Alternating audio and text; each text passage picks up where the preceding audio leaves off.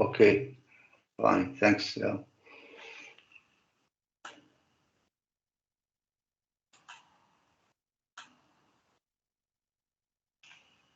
Okay, we said that there is what we call the second Newton law, yeah, and this is D'Alembert inertia forces or D'Alembert method.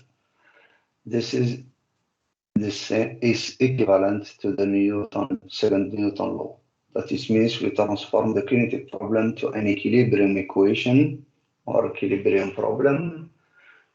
In statics, we have always F, or the sum of the forces is equal to 0, yeah. But for the case of dynamic problem, we have here the sum of the forces must be equal to the mass multiplied by the acceleration. And the acceleration has to be defined by what we have seen in part 1 and part 2. That is either in Cartesian coordinate system or in polar coordinate system or in cylindrical coordinate system, depending on the problem. Now, what we have, it's only that to make, yeah, equivalently for static is to keep this mass multiplied by the acceleration on the left side, yeah. Then we have here must be equal to 0. Okay. Now what we did when we introduce the D'Alembert inertia forces, and this is we call it by Ft. Okay. It's only this term here, minus MA. Okay, that it means that we can describe now the dynamic equilibrium equation as for static, only we have to add this term here. What you can see now, it's only defined by the sign minus, okay? This is, we see it that here the D'Alembert inertia forces are the fictitious force or pseudo force, yeah, that we imagine them. There is no force in the Newton sense because to it there is no opposite force. Violate the third law of Newton, action equal to reaction.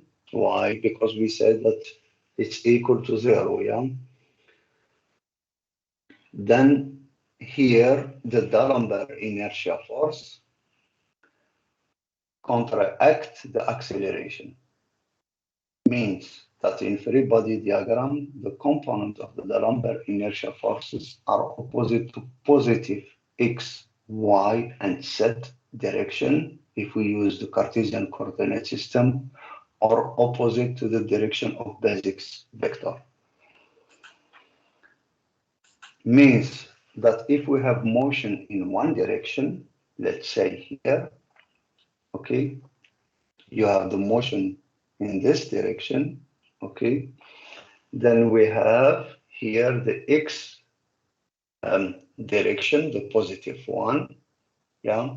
Here we have x in this direction, okay.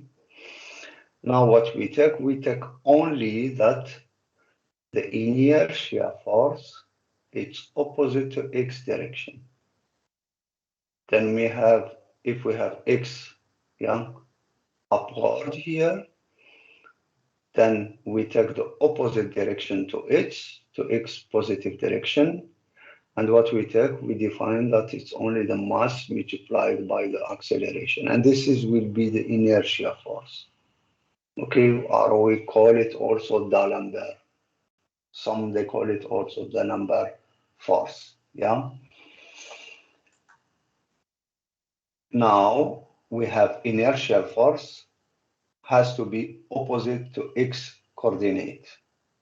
Okay, that it means if you have motion in one direction, you take force which is opposite to this direction of motion. Because what we say, we have motion, for example, let's say along this line, yeah, if we have motion along this line, we take the coordinate system the same direction as the motion. What we take one force which is opposite to this direction, and this is, we call it as inertial force.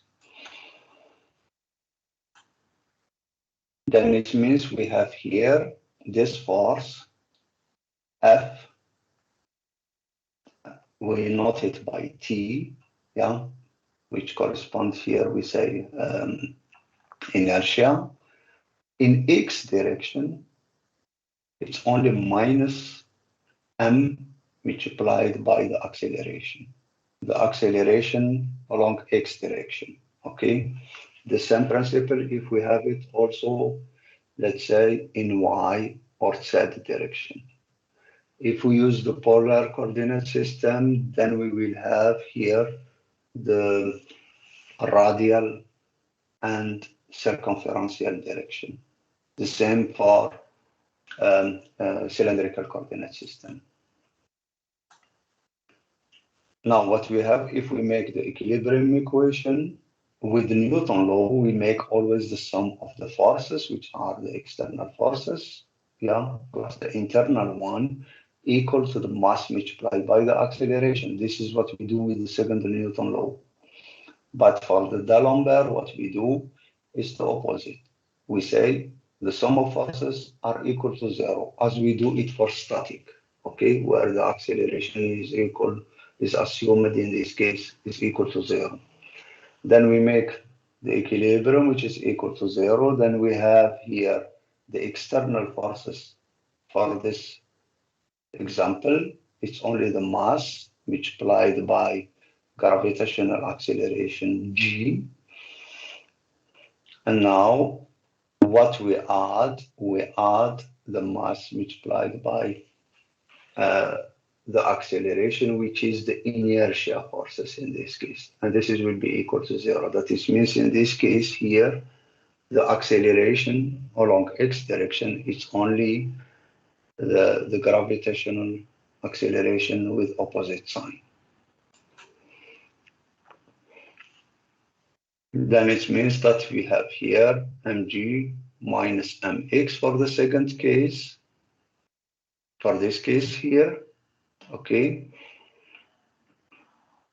Then we have mg minus mx, and we have in this case that the acceleration, it's only gravitational acceleration, it's going in the same direction as the gravitational acceleration.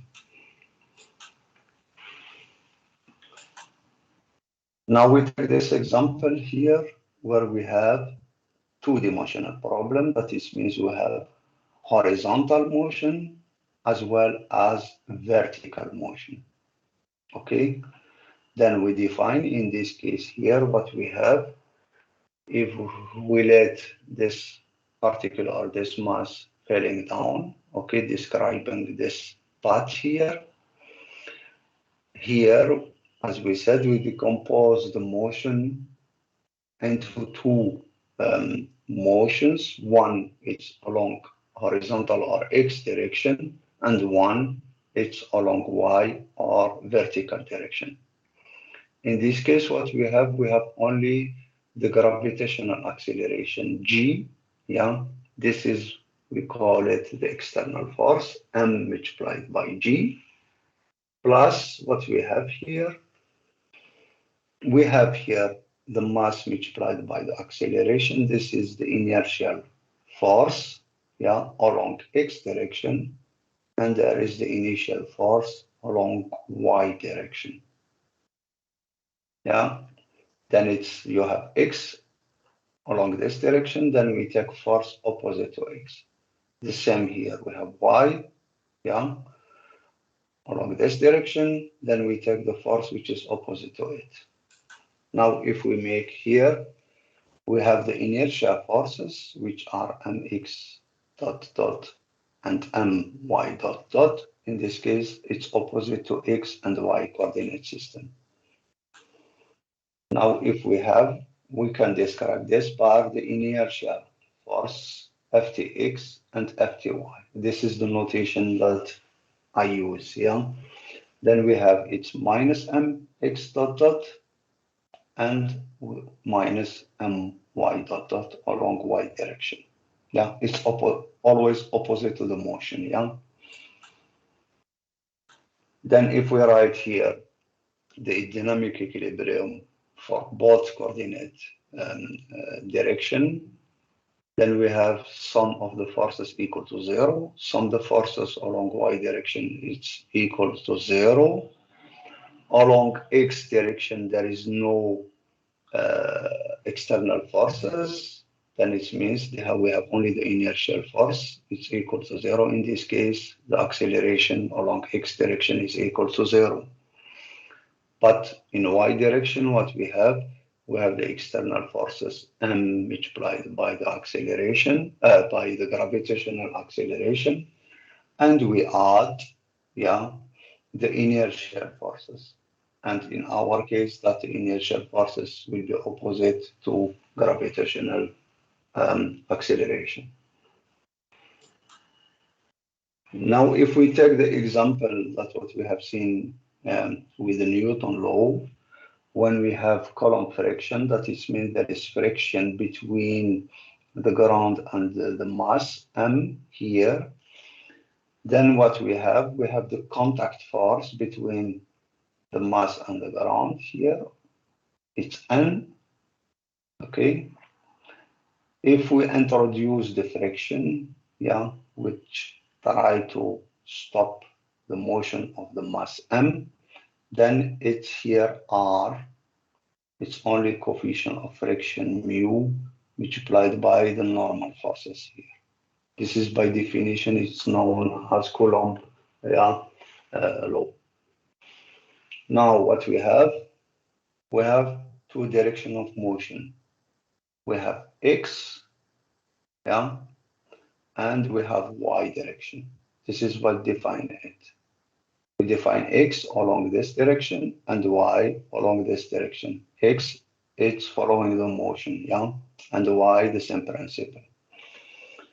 Now what we have as external forces. External forces, we have here gravitational force, G, yeah, and G is only the mass multiplied by gravitational acceleration, yeah. Now what we do is only that we define the motion along the two directions, which are x and y. That it means we decompose now G along x direction and along y direction. Then what we have to do is only to make the equilibrium condition equations along x and y direction. What we have additionally, of course, we have the mass multiplied by the acceleration, which is opposite to the motion or to x direction. Yeah. In this case, this is the inertial force Ftx. Yeah. For the D'Alembert force. And of course, there is a second one, which is along y direction, my dot dot.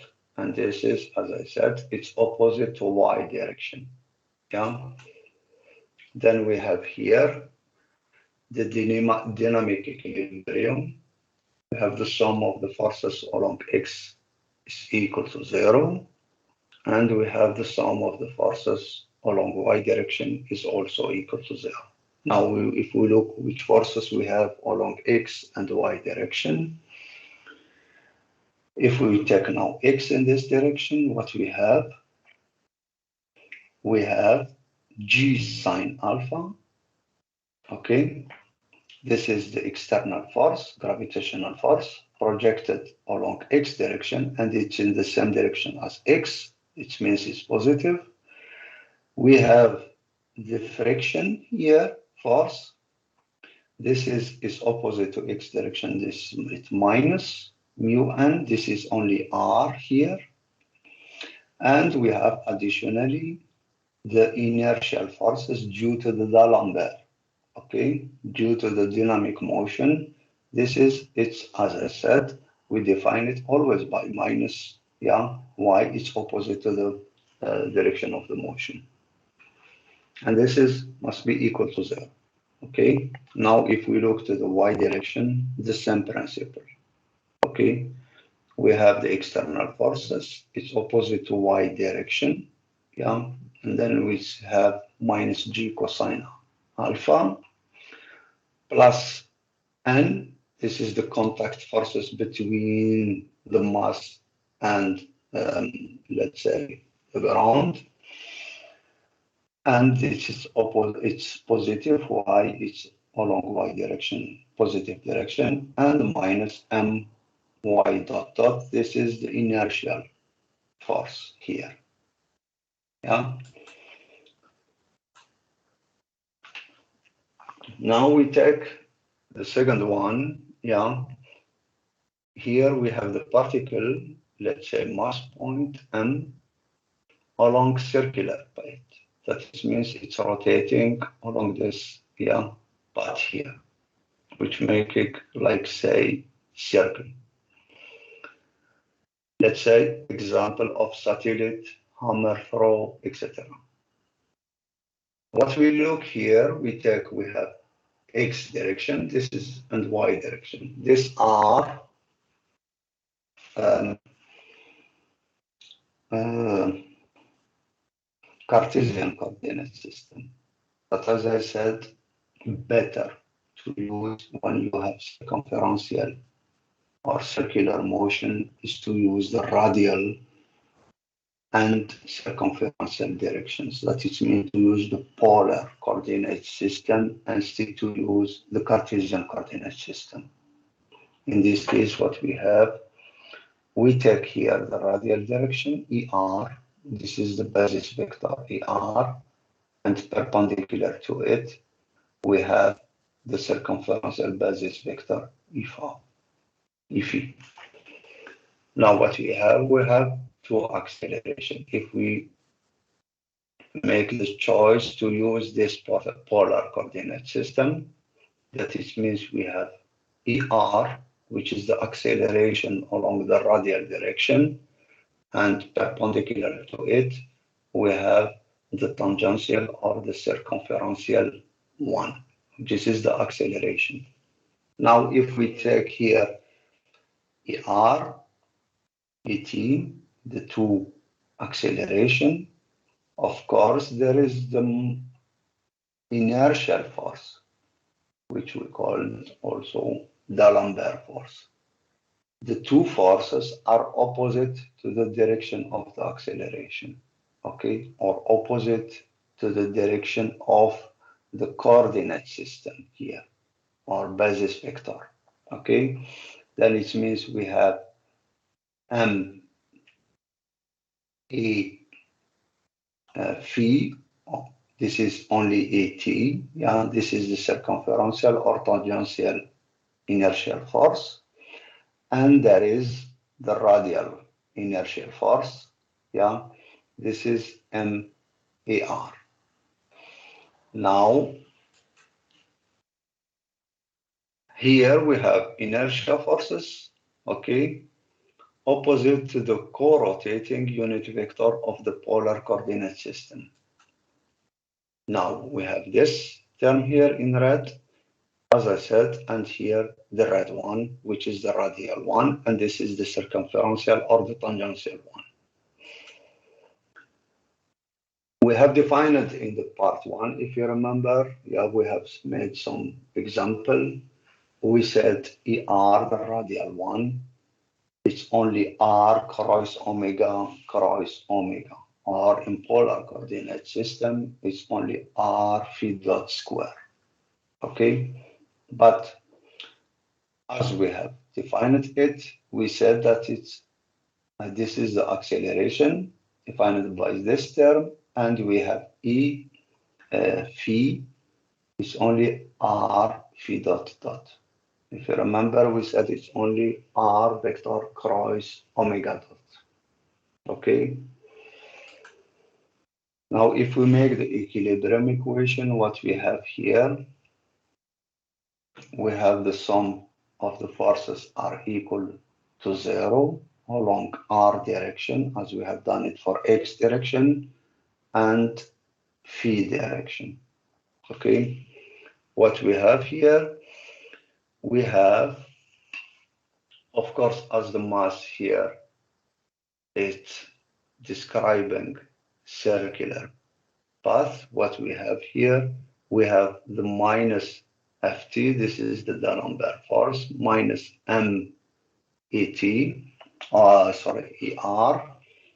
This is when we make here, Ft, it's only, yeah, opposite to the direction of the basis vector in radial direction. The both are opposite, then it means we have Ft minus MER. Along y direction, here, sorry, along circumferential direction, if we have here its opposite, yeah, it's opposite, then it means that we take here now minus M if it's equal to 0. Then if we describe now, we have Ft, the D'Alembert force, now Fr, sorry, then in this case, what we have here, we have minus MER. ER is defined by the following expression, okay? Then we have here the FR, the forces along a radial direction is only mr phi dot square. Now, if we take along phi direction, we have here the term is equal to 0. We replace E phi by its expression here. Then we have here phi dot dot is equal to 0. It means omega dot is equal to 0. If it's omega dot is equal to 0, then it means that we have the angular velocity is constant.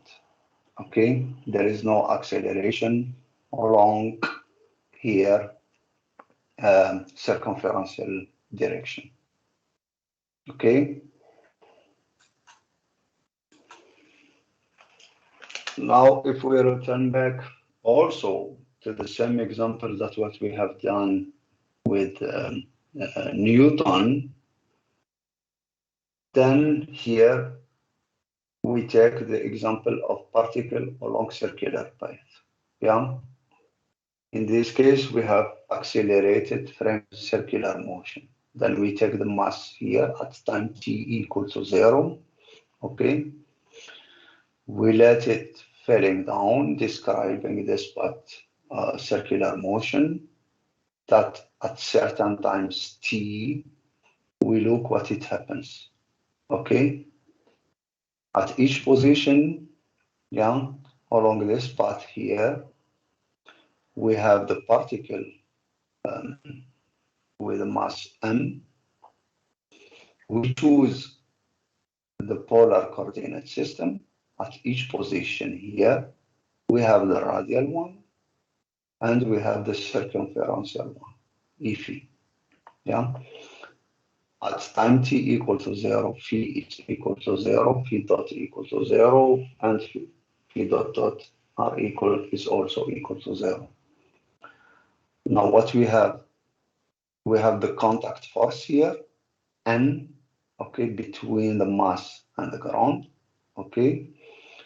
We have the external force due to the gravitational acceleration here, G. We have the force, capital letter G, which is only the mass multiplied by this acceleration. These are the two acceleration, the external force, okay. This is the internal force, N. It's the contact force between the mass and the ground. This is N. We assume there is no friction, okay? No friction, that is means R is equal to 0. Now, what we have, if we look that there is the inertial forces opposite the co-rotating unit vector of the polar coordinate system. That is means we have ER in this direction. We take the mass multiplied by the acceleration along R direction, which is opposite. And we have circumferential inertial force.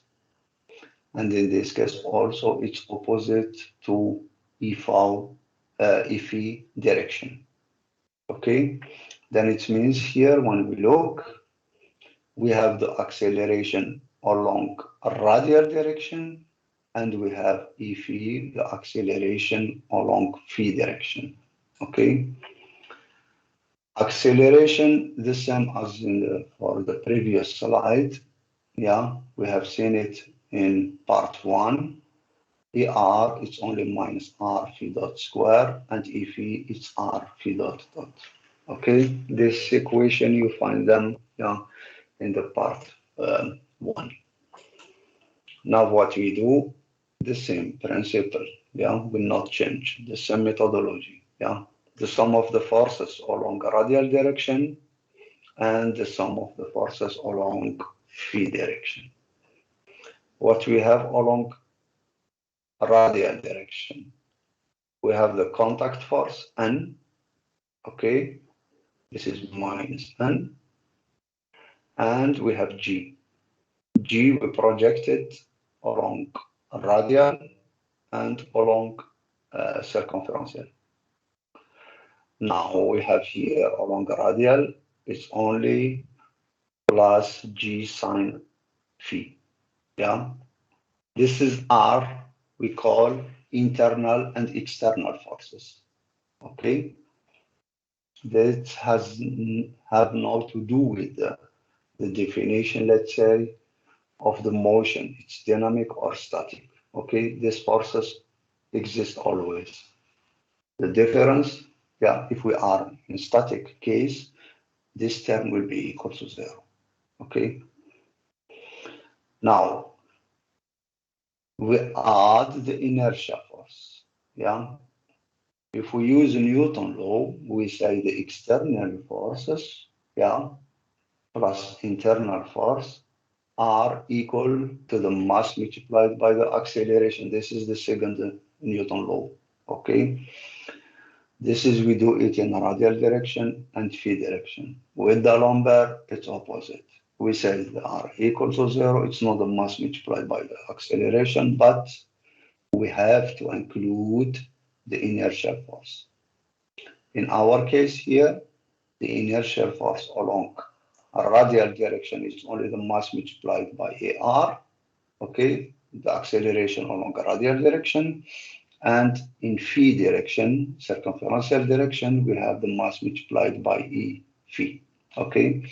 AR is given by this equation here. E phi is given by this equation, yeah? Then if we decompose here, we find the two equations here, where in our case here are, yeah, the, let's say, the radial position or vector position. In our case is constant. Yeah, it's only capital letter R. Okay, it's the radius of this circular path. When we see here, we find these two equation, and if you look to the same example with the Newton law, there will be the same, yeah, results. Okay. Now we take this example. Okay. This example that we have here, this beam. Okay. There is here at this part here, we apply force F. Okay.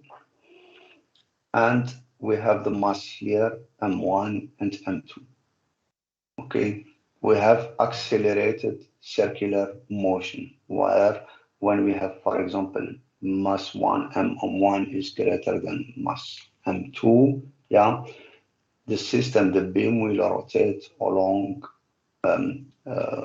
around this point here, 0. We have the length L1, L2, okay, and we have the height, yeah, of this part here where the force F is applied. Now, if we apply now the Newton second law, yeah, we make cutting free the individual mass, yeah, calculate the cable force, investigation of the equilibrium of the beam. D'Alembert-Fictitious forces allow direct formulation of the dynamic equilibrium. That is means if we know now what we use, what we have to do, if we look now to the D'Alembert, what we have? We take x direction, y direction, okay, coordinate system. What we have, we imagine that this force, or let's say the mass M2 is greater than M1, okay? It's only assumption. You can do the inverse, yeah? Why we do this? By logic, yeah? We say this distance here, it's smaller than this one, yeah? Then it means the heavy, yeah, mass will be on this part here. Then we assume, but it's not wrong if you say the motion will be in this direction, okay? Now, if we take what we have as external forces, we have F, okay? And we have as the system here, it's in gravitational acceleration. Then we have the G2, which is only mass 2 multiplied by gravitational acceleration. And we have G1, okay? G1 is mass 1 multiplied by the gravitational acceleration. Now we look to the motion, okay? What we have here, we have the position x1, velocity x dot 1, and acceleration x dot 1, x dot dot 1. The same principle here for the mass 2. There is additionally the two fictitious forces, Ft1, Ftx1, and Ftx2. Okay, then we have here mx dot 1 and mx dot 2. Then we have inertia forces are opposite to coordinate of motion x1, x2 of both masses. Yeah, the beam is assumed to be massless. That means we don't take care, yeah, about the weight of the beam. Yeah. Now, if we look well, we have inertial forces, which is opposite to the direction of the motion. Okay, this is for the mass 1, where we have here the red color of this force. Now the second one, the mass 2, the same. The motion is along this direction, yeah, downward. Now we take the forces, inertial forces or D'Alembert force, opposite to it. Yeah. Now if we make the equilibrium of moment about O, yeah, either you use the projection along x direction and the y direction. Okay. In y direction, yeah. Then what we make the simplest one is to use the moment equal, the sum of the moment is equal to 0, as you have done it in mechanics 1. Okay. If we take this, that means we have the force F creating an external moment, yeah, about O, and here it's only the force multiplied by the arm here, H. Okay. Now, if we take the mass G1, yeah, here you have rotation, the force multiplied by H is clockwise. Okay. It's rotating like this, and we assume it, yeah, it's negative. Why? Because, yeah, it's let's say when you use the method of the hand with the finger, okay, you will find its negative, yeah, direction. Now, if we look now to the G1, G1 multiplied by the arm here to the point O, it's L1. This is the distance, okay? Then you have G1 multiplied by L, and this is counterclockwise. Okay, it's opposite to the direction of the moment due to F. In this case, you have here G1 multiplied by L1. Now we take the second one, yeah, the mass 2. You have G2, okay, in the same direction as the moment due to the external force F.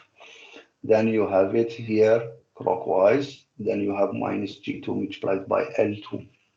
Okay, these are the three terms here.